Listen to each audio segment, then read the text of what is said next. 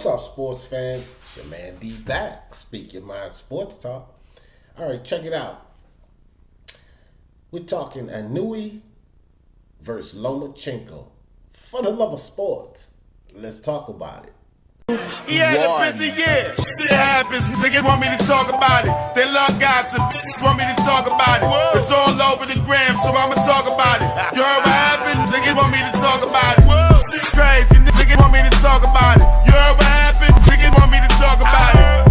Shit happens. Niggas want me to talk about it. They love gossip. Want me to talk about it. It's all over the gram, so I'ma talk about it. You heard what happened? Niggas want me to talk about it. Shit crazy. Niggas want me to talk about it. You heard what happened? Niggas want me to talk about it. Shit happens. Niggas want me to talk about it. All right, so here's the thing, man. The whole Inoue versus Lomachenko thing, as you know, some articles or reports or pictures we may have seen, is actually concerning what these guys have done coming into boxing. It's not concerning them in a matchup. It's not concerning them fighting each other. You have some channels out here that's misinformed with the whole thing, and it may be because they didn't take the time to read or listen to whatever interviews or reports, or at least take the time to read what was going on. But it's not concerning a fight between these two. It's the comparison of what these two have done coming into boxing. That's the versus comparison, not these guys fighting. It makes absolutely no sense for these guys to fight. Specific to fight, Inoue? Vasily, once he wins, if he wins the unified title next year, will fight the best fighter available at any given time between 126 and 135. If, for example, Davis is ready to step in the ring with him, and at 130 or 135, he'll be there. Loma will be there. Inoue is a very attractive fight at 126. Valdez is an attractive fight.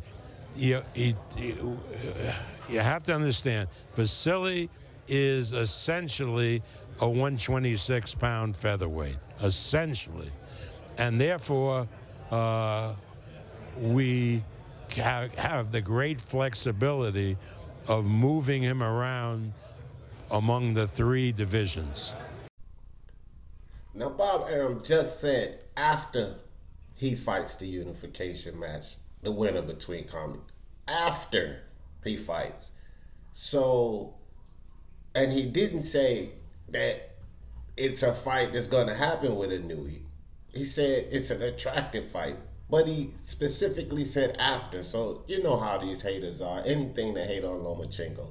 How could Lomachenko be ducking? And Arum says after. He also says, you know, he's able to fight from 126, but the haters will hate for sure. When you look at where Inoue started, even if Lomachenko dropped down to fight him, say at like 130 or something, it would be a 5 weight class span for Inoue, which is just stupid. I mean, he's too small for Vasily Lomachenko. And I really don't know where these guys get the idea that it's about a fight, because it's not about a fight. It's pointing out what they've done in the sport of boxing compared to each other. And then also, some of these articles are pretty much pumping up Top Rank for having 3 guys that's considered in the top 5 of the pound for pound list, which is phenomenal, actually. You know, that's great for Bob Arum, ESPN, and Top Rank to have 3 guys on the pound for pound list. I mean, that's absolutely outstanding, because no other network can make that claim. Not DAZN, not Golden Boy, PBC, or Metro. So I just think that there's a huge misconception and misunderstanding about what that meant. And it definitely didn't mean anything about these two fighting. I mean, come on, guys. Let's be real. Inoue's too small for Vasyl Lomachenko, and Lomachenko has bigger fish to fry. Not to go fight some small guy.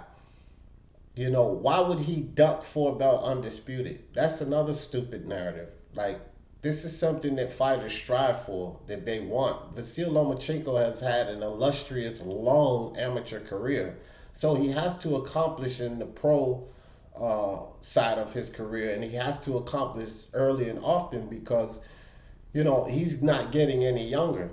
And why would he even, you know, dismiss a chance to basically go into the history books? Guys are not getting for belt undisputed. It's too hard because of politics and everything else that's going on. And after Teofimo and Kami fight, it's just one fight to accomplish that, right? Also, Inoue can fight Nordine Obali and Zolani Tete and also accomplish the same thing. So why would either of these guys derail that by fighting each other? Why would Top Rank and ESPN derail that by pitting these guys against each other? See, it's casuals and guys that don't really understand boxing that would really put this narrative out there. But again, it's probably just to discredit Vasyl Lomachenko, which we know a lot of people that hate the guy. This is what they do. They try to do whatever they can to discredit this guy. And that just happens to everybody that's at the top. You know, it's a lot of guys that try to discredit Errol Spence or Canelo or Deontay Wilder or Anthony Joshua or Monster Inoue himself. You know, any of these guys that's at the top of their game that's accomplishing a lot. Pacquiao, you know, guys trying to discredit them. So this is where you get these narratives. These guys don't really understand the landscape and the scope of boxing, what's going on with boxing, because they're more interested in, you know, following a network or following a fighter instead of following the sport of boxing.